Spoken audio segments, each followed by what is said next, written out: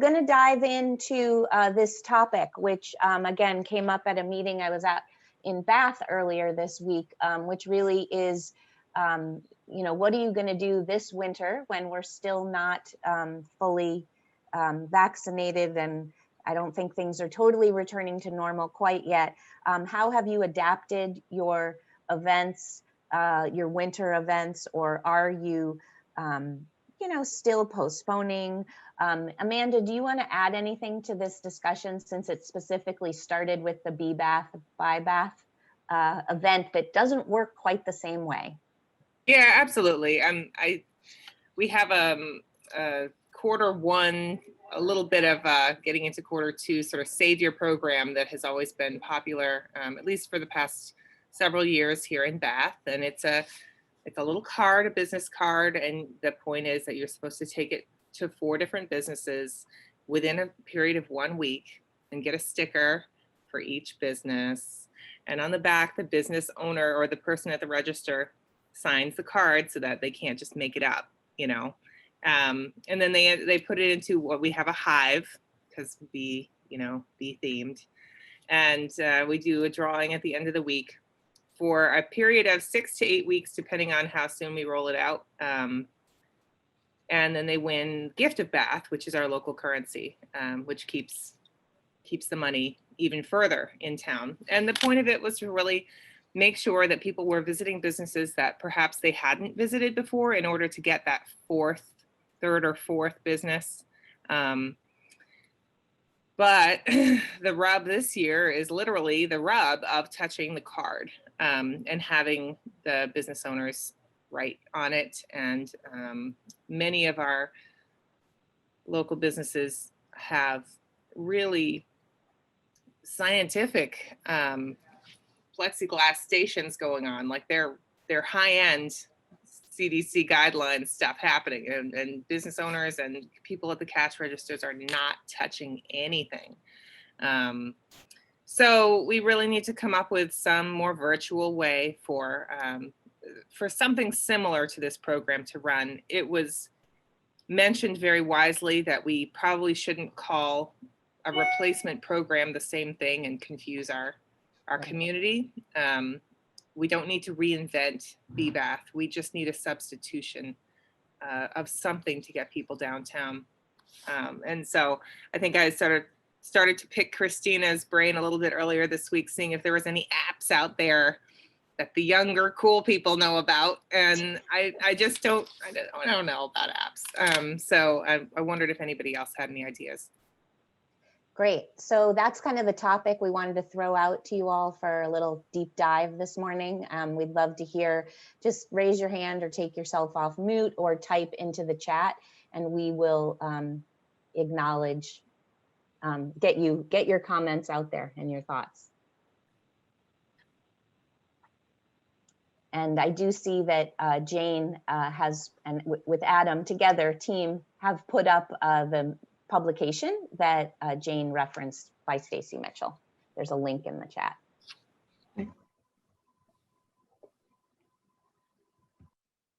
Anybody have any big events that they are postponing, or are you just not holding any sort of winter promotions downtown? Bill?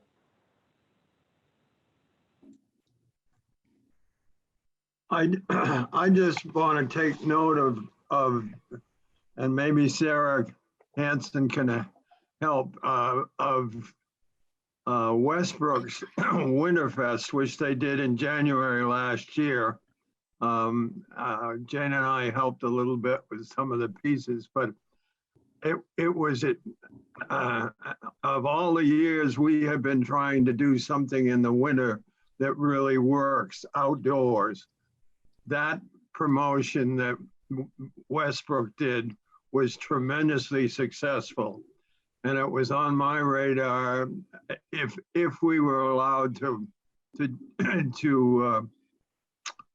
do things other than have to deal with COVID-19. It was my idea to make sure that all our Main Street communities knew what that tremendously successful promotion was all about, because it's the kind of thing I think every one of our downtowns would like to do at some point in the middle of winter.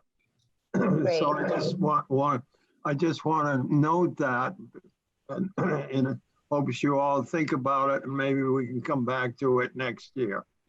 Great, thanks, Bill. And I know that Biddeford has a large winter fest. Maybe that's not what they call it, but they bring in a lot of snow and have a snowboarding or sledding hill and right downtown.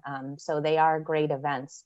Deb, I noticed you took yourself off mute. Did you want to say something about Brunswick?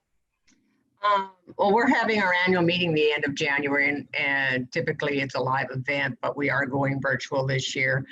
We have had some pushback on the fact that we're charging people, but you know, we can make a good case for that. We are working with one of our newer members, Fat Boy Drive-In. They've erected a huge tent, and through, you know, working with the town, they were able to get it put up and in, you know, COVID standard and all that. So we're looking at trying to do something with them, but you know, the weather here is so weird that you can't count on it being cold enough for an ice rink. I know the town always has their rink on the mall, but you know, it's touch and go. And you know, I applaud Biddeford for being able to pull off a really good event, as well as Westbrook. But in our case, and I'm sure in everyone's case, it's weather dependent. Right. But, we always had a Mardi Gras Bolos indoor event in the end of February, beginning of March, but obviously we're not doing that. But we were trying to do something to replace it. So, you know, we'll figure something out. Yeah. But we're forging ahead. We're just putting our big sponsorship packet together, and we're forging ahead because we had, you know, such a good year last year with the events that we could have, that I think that we need to, you know, keep up sort of an optimistic yet realistic outlook on how things are going to turn out this year. So, so far, the only thing that we've canceled is the Mardi Gras event. Okay, thanks, Deb. I did notice Augusta's building a skating rink, which I love. And Rockland, do you still have your skating rink? Dave, I know. Yeah, we do. We're thinking about moving it because last year it only lasted half the season because people were walking on it after having some, because it was right by where all the bars are. Yeah. So I think there's talks of potentially moving it kind of to the center of downtown, which would be really, really cool, but you didn't hear that from me. I also just had a quick comment for Amanda. If I'm just talking out, I guess just thinking out loud really, but if the thing about it was that the card was a proof of purchase and a way of tracking, but kind of so that way people weren't cheating the system, and understanding that you had said many people are going touchless. I mean, obviously we're seeing that same thing here in Rockland.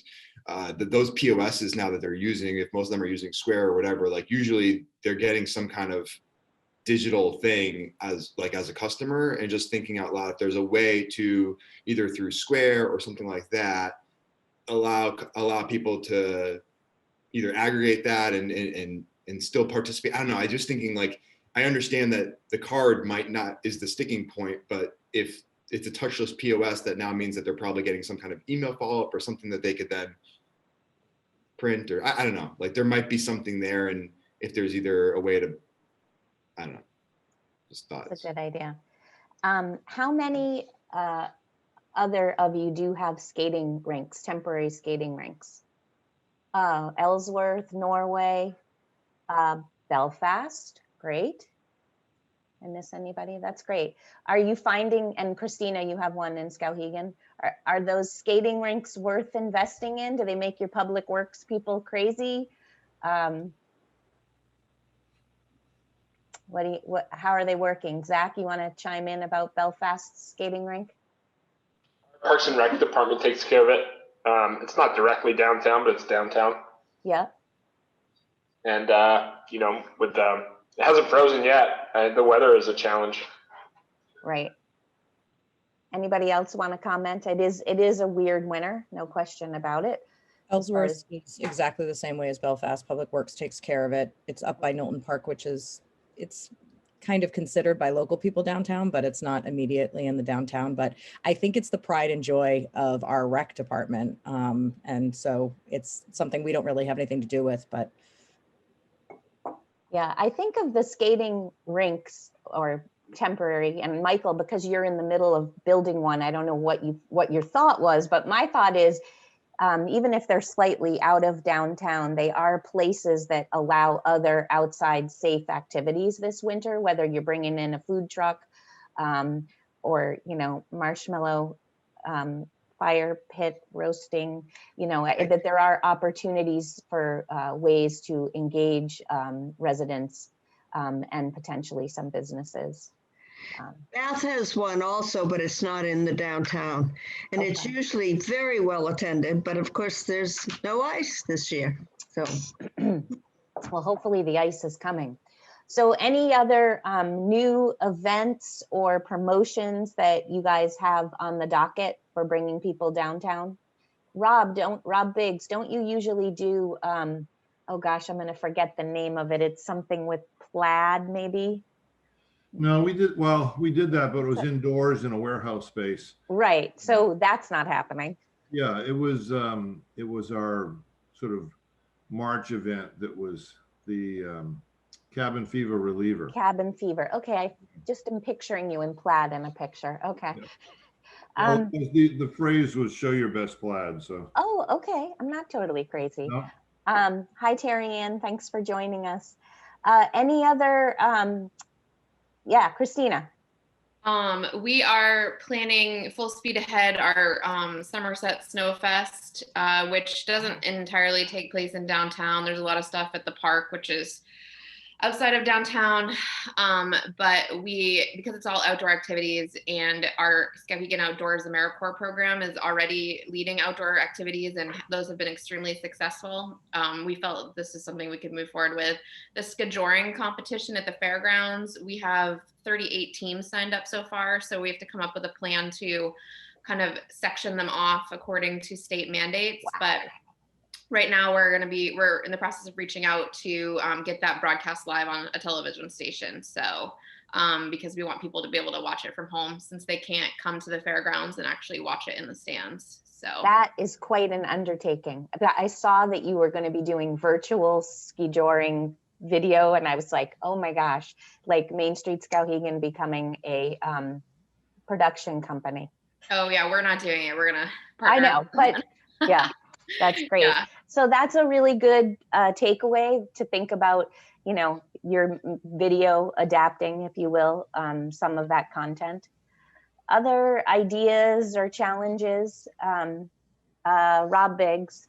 We're going to be doing a virtual bingo, Oh. probably 4 or 5 nights, starting in February. And we're going to have a kid version one on a Saturday afternoon, and then the rest will be for adults in the evening, and so on and so forth. Oh, So- that's cool. So it'll Can all I- be over Zoom. Can I play?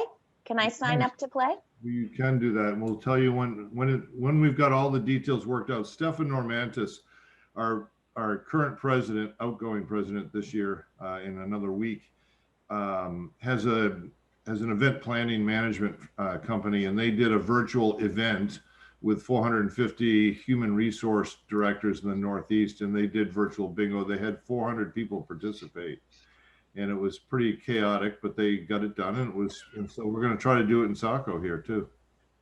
That's really cool. And will you charge admission or for a card or something like that? Yeah, we're going to charge a minor fee, not really Great. to make money, but just to manage the process. Yeah, that's great. I love that. We just want people to do something besides sit at home. Yeah. Although it will involve adult beverages, I'm sure. So Absolutely. That's great. Anybody else want to chime in on this topic of how are you getting people downtown this winter? We've had a couple good adaptation case studies and video adaptation. We did, I mean, for the holidays, we did our first time event where we did we got these 4-foot elves and hid them along Main Street. We had 20 businesses sign up to participate. So every week, we kicked it off with like, we live streamed the tree lighting, the trap tree lighting. Yeah. And then we like kicked off this, we had the creative director from the Farnsworth like write this like beautiful kind of kids story about these missing elves. And then every week kids would come down and try and find, and some businesses that were close, you know, would put them in the window. But again, we had like museums, galleries, restaurants, retail, everybody kind of participated. And we had over 100 kids come down and do the scavenger hunt. And like I said, 20 businesses participate. That was, again, it's over, but Yeah, that was a pretty good. But that's a great example of getting people downtown. Scott Burke, didn't Norway Savings do some kind of I Spy game or something that was taking place in the fall? Am I totally making this up? He's looking at me like I'm crazy. Yeah, not that I am aware of. I used it in a presentation, so Maybe I yeah, missed it. it was I was might have like, missed it. I was gone for part of the fall. you know what? It might have been when you were gone, Scott. Yeah. And they would say like, today in downtown, look for, you know, a penny and they would hide things. So it is a way to get people, like Dave's saying with the elves. I guess you could do something. Let's see. Yeah. I just don't know if it's like, I guess to be clear, it was more about bringing families down during the holidays. Like right now, I think we're not really thinking about bringing, I mean, now many of our restaurants are kind of closed to indoor. I mean, I guess for me right now, candidly, like I'm mostly trying to figure out how to support the takeout and the curbside, because many of our restaurants have kind of closed their dining room and a lot of our retail shops closed down for the next couple of months. So we're thinking about that less, but I wanted to share that example. But I think it's a good point. You're knowing you need to focus on the restaurants and the takeout and the people who are open. And so what are creative ways to get people down the town? And whether the prizes or whether the carrot at the end relates to those businesses, Dave. I still think there's something in there to chew on. Michael, anything from Augusta related to this topic? Well, we're not doing any particular like events or anything like that, but as far as the as far as the restaurants and retail and getting people downtown go, they had a great December. Dine in, we still do dine in here, and they actually did have a really great December. And we actually did a couple of promotional videos. We have a guy that we work with pretty regularly who for a very affordable price comes in. He does really quality work, and we had one that was shopping small that he did downtown. I got a great response, and it was just a 3-minute video. We had 13 businesses involved and just cut back and forth. What we're going to be focusing on, going forward, because we realize that the restaurants, at least for the next month, are going to be a little bit slow. So we're going to get back to them probably in February. But what we're working right now is working with the guy that's doing that has done those videos in the past, and we're working on the residential aspect of downtown. And he's going to be doing something on apartments and landlords, and this is why you should develop, and then getting a few of the restaurants involved, talking about how that helps them out. That's great. I will say, in reference to Michael and video, I've seen lots of video content from all of your communities or most of your communities. And I think it's a really, I think it's increased because of COVID, and using it for promotional purposes, for storytelling. Gardner started an amazing blog with their AmeriCorps fellow, really kind of interviewing the business owners, and they're like these stories. Melissa, I don't know whether you want to articulate that better than I do, what Perry's been doing, but it's really bringing content alive in your communities. Melissa?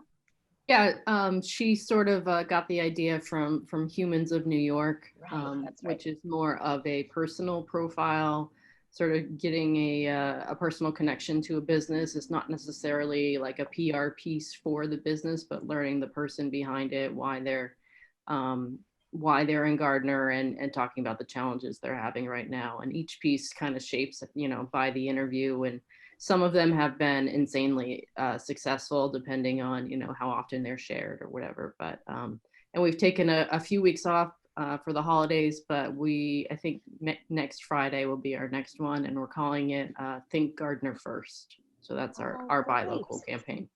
That's great.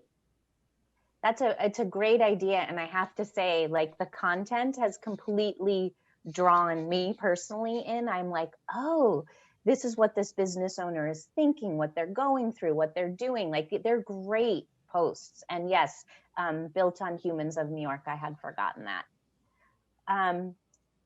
Anyone else on this topic before Amanda?